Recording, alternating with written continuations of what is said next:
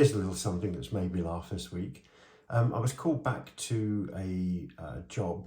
It was a lease forfeiture where we had gone in and changed the locks. And basically after we left, the tenant had come back and they decided it wasn't time for them to leave, and they broke back in. This lock was fitted to a front door, a pair of doors in fact, at the front of the shop. And they were bolted on the inside on the morning that I changed the locks. So the original fortress that was in there was picked, but the doors wouldn't open. So we decided to go down the side and open the doors from the back. And so I changed this lock. And then we were called back to lock the place up again, change the locks again. And so I went in this time, approached the doors from the inside, and noticed that the bolt wasn't thrown on this lock. So undid the screws on the fore end, tried to extract the lock out of the door, and it was a bit tight and it wouldn't come out. And then I noticed that the curtain was slightly wonky, and when the lock finally came out, the case looked like this. Now, I'm always saying to people, make sure these screws are tight, and they were very tight. But what this owner or ex-owner of the shop had done is he'd basically opened the doors by pulling the bolts and obviously swinging the doors in, and then this would have been in the locked position, and obviously without a key.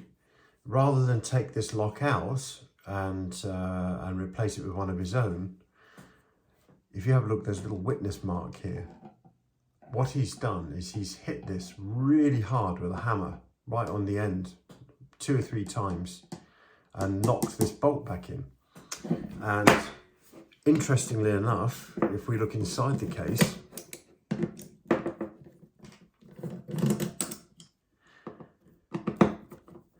and you can see I've been in here already because the latch mechanism is missing.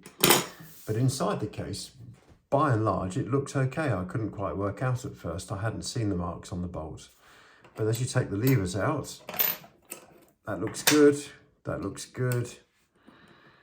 This one looks good. And then we look at levers 4 and lever 5. That's not so good. That's very bent. And if we look at the lever 5, you can see that's taken a bit of damage there. It's had a right old whack. But what's really interesting about this is, there we go. Look at the bolt stump. So these are a press fit into this bolt, and what's happened, of course, is it's had a right old whack on the front of this bolt, and it's pushed it in, and in doing so, it has snapped that off, and obviously allowed the lock to be opened. Never seen this done before. Didn't realise that it could be done, but I mean, it makes perfect sense, I suppose, if that's just a press fit in there. And very sadly, the binding levers were obviously levers 4 and levers 5. And yeah, look what's happened to them. Oh well. But having said that, curtain's intact. And other parts of this lock can no doubt be recycled. But yeah, never seen one destroyed this way before. There you go. It obviously allowed the person to open and use the doors, but only on the bolts. Oh, there you go. Bye for now.